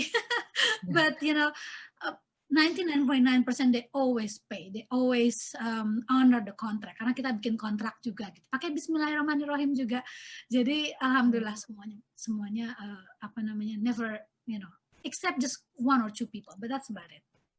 Oke, baik Teh. Jadi kebalikan ya, di Philadelphia 90% istilahnya warga Amerika, tapi di Kensington di Maryland malah kebalikannya gitu ya Teh, malah banyakkan orang Indonesia ya gitu. Nah terus aku mau nanya gini nih Teh, nih kan Teteh bikin klinik ya, aku bisa bayangin bikin klinik itu jangankan di Amerika, di Indonesia aja bikin klinik gigi itu wow mahal banget gitu. Sebenarnya untuk jadi dokter gigi itu yang mahal itu adalah dari segi peralatannya ya Teh ya, istilahnya gitu kan. Itu gimana sih Teh mulainya kok Teh sampai bisa bikin klinik pertama dan kemudian bikin lagi klinik kedua? Prosesnya seperti apa gitu loh Teh, gitu. Sampai bisa seperti itu. Pasti kan butuh modal gitu kan, apa tadi seperti yang Teteh bilang, bahkan Teteh tuh sampai istilah pasrahkan semua sama Allah, makan juga pernah sampai ngomong-ngomong receh gitu. Tapi buat saya tuh wah sampai bisa punya 2 klinik tuh luar biasa ya. Kayaknya di kota saya di Montpellier belum ada Teh dokter gigi Indonesia. Gak tahu ya kalau di Paris saya ada apa enggak juga, saya bahkan nggak tahu gitu loh. Gimana nih Teh? Iya, jadi yang saya sebelum saya memutuskan untuk buka klinik sendiri, Yang jelas waktu itu memang ada apa namanya yang saya bilang itu ya, saya ya ada waktunya gitu loh setelah pindah ke kota demi kota karena saya selalu ingin cari yang lebih baik gitu kan ya. Akhirnya kan, it's really not stable, it's really unstable. I mean, I appreciate all of those times ketika saya harus pindah-pindah gitu. Tapi kemudian ada keinginan juga gitu, hey, how is it, for once, in our lifetime, we don't have to have question, di mana kiblat kita gitu. For once. Jadi itu nomor satu yang bikin kita mikir, oh mungkin this is the time to settle down gitu. Dan kemudian setelah itu kita beristikharah lagi, bertanya sama Allah, ya Allah apakah benar gitu kami ini udah waktunya punya klinik sendiri. Dan kemudian itu ya mungkin teman-teman sekarang udah mulai ngelihat gitu ya peran antara pentingnya istikharah dalam kehidupan kami gitu ya. Aduh subhanallah kalau nggak ada istikharah, I will get lost, in this so many options and turmoil of life gitu. Nomor satu itu. Kemudian nomor dua, setelah misalnya saya dan suami mendapatkan jawaban, alhamdulillah kita punya guru gitu. Yang kemudian kita mendiskusikannya lagi dengan guru gitu. Oh ya guru, jadi kami terus ada keinginan seperti ini, kemudian istikharahnya seperti ini, kemudian jalannya bisa seperti ini untuk mewujudkan keinginan itu, apakah itu sudah benar guru gitu. Dan kemudian guru melakukan istikharahnya sendiri gitu ya untuk bertanya juga kepada Allah gitu. Dan kemudian dari situ bikin foundation gitu, bikin niat gitu. Niat yang dengan adanya kecocokan gitu ya dari antara istikharah saya, istikharah suami, kemudian istikharah dari guru, kemudian jalan-jalan yang keluar gitu. Nah, itu sendiri menjadi foundation untuk ajak gitu ya, untuk Bismillahirrahmanirrahim, mari kita mulai. Karena terus terang waktu itu kita mulai juga dalam keadaan tahun 2009 saya buka klinik itu waktu Amerika sedang mengalami Great Recession, lagi turun-turunnya housing bubble waktu itu. Jadi kita lagi dalam keadaan resesi waktu itu. Nah kemudian alhamdulillah setelah itu ya dimudahkan gitu. Saya disediakan juga professional loan gitu dari bank. Kemudian dari situ kemudian kita ngelihat bahwa oh ya secara struktur itu bisa kita belum tahu bisa atau enggak ya, tapi kalau ngelihat dari performance sebelumnya di klinik-klinik yang lain alhamdulillah ya kita nggak tahu masa depan seperti apa ya, apalagi punya usaha sendiri gitu ya. Karena kalau waktu kita kerja sama orang lain, kita kan disediakan gitu kan, disediakan fasilitas dan sebagainya gitu. Dan memang patokan saya waktu itu secara skill, insya Allah bisa sustainable gitu untuk punya praktek sendiri. Dan kemudian setelah itu ya kita jalani saja gitu. Dan something really funny. I mean, we start to see the pattern gitu ya. Subhanallah, sejak kita punya klinik yang pertama ini, kalau kita ngelihat misalnya pertengahan bulan ini gitu ya, bulan Desember, kita ngelihat Januari, wow, kosong melompong. Wow, it's like untuk di Amerika ya, di klinik klinik di Amerika itu biasanya mereka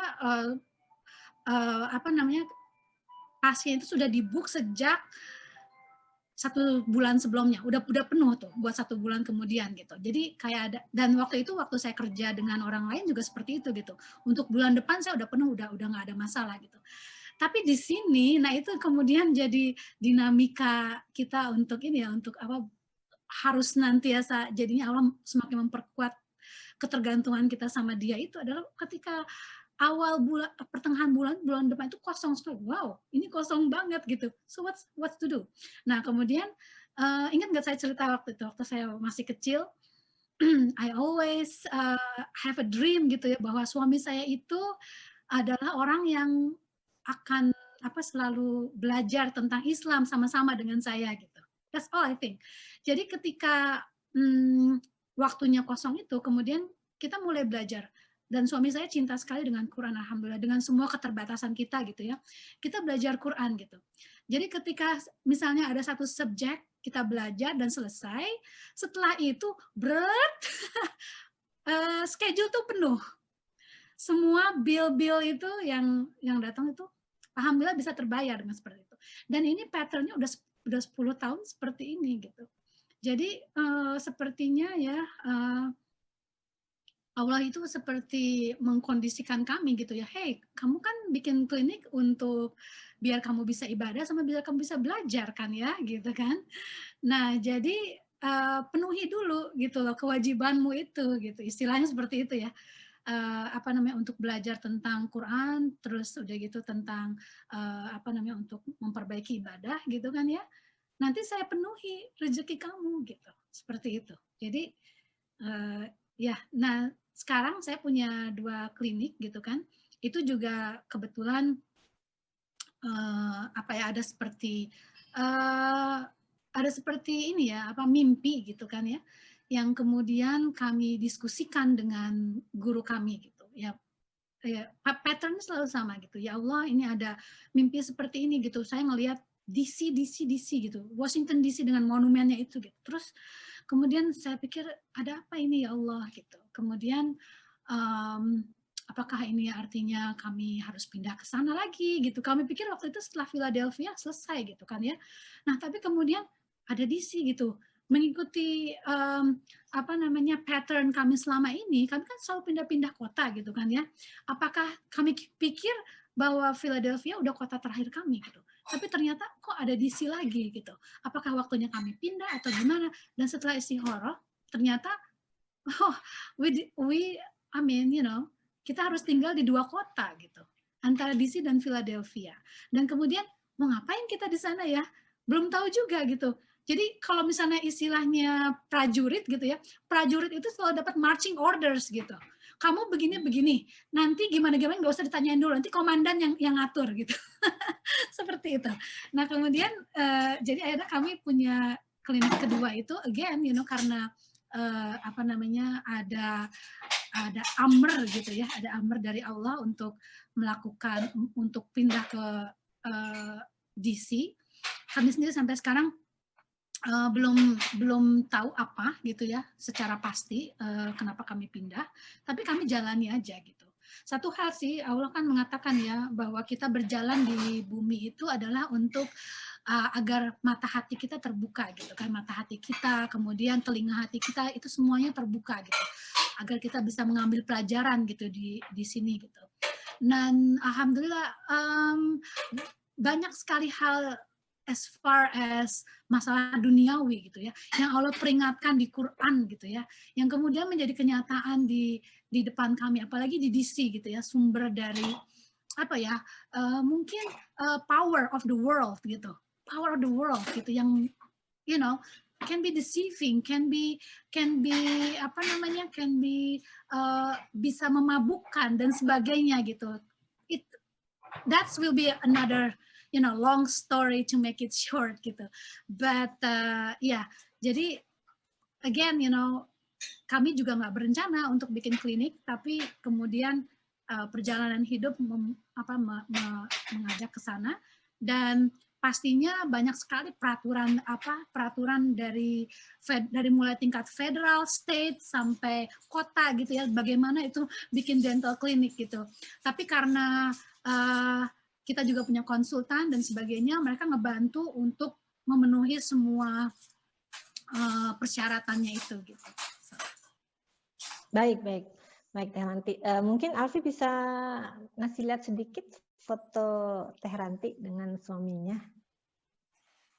Karena pasti tadi Teh Ranti kan selalu apapun dilakukan bersama dengan suami. Soalnya ada yang japri, saya penasaran cenah katanya. Nah, ini lagi ngapain nih Teh? Fotonya nih Teh. Lagi ngobrol dengan kalian. Ini acara apa nih fotonya nih Teh? Ini yang di sini. Ini apa namanya, Greater Dental New York Dental Meeting. Jadi pertemuan dentis-dentis nasional di New York waktu itu. Liberty, baik. ada patung Foto. Liberty kan. Baik, foto selanjutnya, Teh Alfi. Ada foto lainnya mungkin pada saat Teh Ranti. Pengen tahu dong Teh Ranti kalau lagi praktek.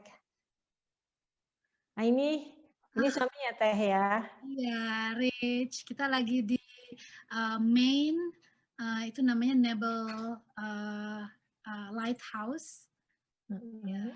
It's really beautiful place. Itu apa namanya? It's really nice. I mean, I said to my husband in this picture that, you know, I'm falling in love with you all over again in this place. Actually, wow. Yeah. I don't know. It's the place is really romantic, you know. Dengan mercusuar belakang ya. Yeah. Ada yang nanya suami Teh Ranti dokter gigi juga?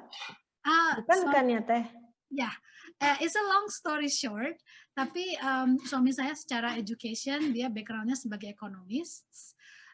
Kemudian dengan banyaknya pilihan dan sebagainya, sekarang itu beliau bekerja sebagai dental hygienist, yaitu yang tugasnya itu adalah secara tugas di bawah dentist, tapi sangat penting sekali karena beliau yang kalau saya menangani bagian restorasi misalnya, yaitu dari giginya yang kelihatan di ini ya, yang kelihatan di atas gusi gitu. Itu pekerjaan saya gitu. Sementara suami saya tugasnya itu adalah di fondasi gigi itu sendiri gitu. Jadi masalah kesehatan gusi dan kesehatan tulang belulang itu urusan suami saya gitu. Jadi alhamdulillah my work, you know, my beautiful work will mean nothing kalau misalnya fondasinya jelek gitu. Jadi suami saya yang the one that guarding this foundation untuk kerjaan saya gitu. Baik Teh Ranti. Teh Ranti aku penasarannya tadi kan Teh Ranti nggak berhenti ngomongin tentang sholat istikharah gitu ya Teh ya. Nah Teh Ranti itu sholat istikharahnya gimana sih Teh? Kapan gitu? Terus dapetin jawabannya kira-kira seperti apa sih kalau Teh Ranti gitu? Karena apapun masalahnya pasti Teh Ranti sholat istikharah gitu kan. Dan setiap orang pasti sholat istikharah kan beda-beda. Cuma kayaknya Teh Ranti ini yakin banget deh sampai bilang kayaknya kalau nggak ada sholat istikharah saya nggak tahu deh gitu. Alhamdulillah karena ada sholat istikharah. Apapun sholat istikharah. Jadi yang saya penasaran sholat istikharahnya itu Teh Ranti kapan sih dilakuinnya? Terus jawabannya seperti apa? Terus guru spiritual kan tadi Teh Ranti juga bilang habis sholat istikharah dapat jawaban ke guru spiritual. Itu guru spiritualnya di Indonesia Teh apa di Amerika? Enggak? Di Indonesia, iya. Oh di Indonesia. Iya. Jadi kapan saya melakukan istikharahnya itu? Iya ketika ada pertanyaan dalam hidup itu gitu. Pasti kita banyak pertanyaan dalam hidup kita gitu ya. Jadi ketika kita ada satu pilihan besar gitu. Misalnya seperti itu, pindah kemana nih ya Allah gitu. Kemudian atau kota yang mana ya Allah, atau pekerjaan yang mana ya Allah dan sebagainya. Jadi bahkan ketika mungkin nggak ada pilihan pun misalnya ya, saya stuck gitu kan di Alabama dan nggak bisa keluar, saya juga bersihara gitu. What's next step ya Allah? I don't know gitu kan. Nah jadi kapan? Ya ketika ada kebutuhan untuk ini gitu, untuk ada option di hadapan kita itu gitu. Kalau misalnya lebih tepatnya lagi ya mungkin sekitar waktu tahajud gitu seperti itu. Dan kemudian bentuknya itu bisa jadi ya seperti saya itu yang seperti saya sampaikan, mungkin ada suara yang keluar dari hati atau ketetapan yang tiba-tiba ngerasa tentram dengan satu pilihan gitu. Honey, I'm sorry. Sorry. Ya. Terus atau misalnya mimpi seperti itu gitu. Jadi hold on a second, my train of thought. I'm sorry. Ya jadi itu ya kapannya, yaitu ketika ada masalah, especially ketika during tahajud, dan kemudian alhamdulillah karena saya juga punya seorang guru gitu kan ya yang apa namanya disebut mursyid ya. Mursyid itu yang memberikan rosyada gitu ya atau guidance gitu ya. Nah, karena beliau sendiri apa ya namanya orang yang berserah diri juga kepada Allah gitu kan, dan saya belajar tentang keberserahan dirian ini kepada Allah, dan beliau mengajarkan kepada saya tentang bagaimana berserah diri itu. Nah, kemudian dari situ alhamdulillah saya bersaksi nggak pernah saya kecewa dengan semua pilihan hidup ini gitu. Selalu at the end is not easy, it never been easy, but is manageable and at the end is always beautiful. Baik, Masya Allah. Berarti alhamdulillah banget ya hari ini kita dapat banyak sekali ilmu dari Teh Ranti sebagai wanita wanita muslimah yang boleh dibilang mungkin selalu istiqomah dimanapun berada ya Teh, di Indonesia ataupun sekarang sudah di Amerika bisa istiqomah. Ini level ustada ini sudah Mbak Dini, beliau ini. Masya Allah, betul level ustada ini. Banyak sekali ya pelajaran yang kita dapat, Masya Allah. Alhamdulillah ya Teh ya. Jadi saya pun juga jadi semakin semangat gitu loh Teh, bahwa yakin bahwa memang ada Allah ya Teh ya, bahwa memang selalu ada Allah yang membantu kita. Jadi tidak usah takut lah istilahnya, karena kita ada Allah. Selama ada Allah, insya Allah kita selamat ya Teh ya. Gitu kan. Mami saya selalu bilang gitu, Allah juga ada loh di Amerika. Dimanapun. Baik Teh Ranti. Baik Teh Ranti, mungkin kita sudah bisa mengakhiri karena sudah lewat banget ya dari jam yang kita tentukan, karena tadi saking asiknya. Saya cuma senangnya karena saya hari ini Zoom-nya dengan dokter gigi dan kawat saya sudah dicabut. Jadi saya sudah bisa memamerkan gigi ke dokter gigi. Jadi pas banget gitu, baru dicabutnya 1 Desember gitu kan. Baik, baik sebelum kita akhiri, mungkin ada pesan yang ingin Teh Ranti ingin sampaikan, mungkin bagi kita khususnya nih para wanita muslimah nih Teh di perantauan ini, bagaimana Teh? Ya mungkin satu hal sih ya, bahwa dimanapun kita berada, Allah itu ada. Allah itu yang maha segalanya gitu. Tantangan hidup kita itu ada juga karena itu cara-cara Allah untuk agar kita dekat dengan Dia gitu. Kalau kita bisa melihat itu, dan it's not easy to see that all the time gitu ya, then it's life that worth to live in gitu. Kalau hidup bersama Allah itu gitu, dan it's not easy, never been easy, tapi the reward is great. Dan satu hal gitu, bahwa dunia ini hanya sementara sekali gitu. Tapi justru di dunia yang sementara ini, kalau kita bisa mengumpulkan mutiara-mutiara hikmah sepanjang perjalanan hidup kita gitu ya, menambahkan keimanan gitu ya, itu yang kemudian akan menentukan kehidupan kita di alam berikutnya. So it's okay to be difficult, it's okay to be where is Siratul Mustaqim? What is it? Yeah. My husband just tell me, you know, we're asking for Siratul Mustaqim. Where is it and how do you get it? Where is it and how to get it? And your life will answer those questions. Gitu. Baik, Masya Allah. Terima kasih. Salam buat suaminya juga. Ya, sama-sama. Terima kasih for having us. Semoga terus bersambung silaturahminya. Alhamdulillah. Insya Allah Teh Ranti. Insya Allah. Baik, mungkin sebelum berakhir kita bisa foto bareng dulu ya Teh ya. Oke. Saya serahkan kepada Teh Alfi nih bagian. Boleh ikutan ya suami saya? Oh boleh. Kemana sih? Boleh. Boleh itu ustadznya itu. Ustadznya. Pakai sarung soalnya. Ya. Terus baca nih kaosnya nih. Baca kaosnya.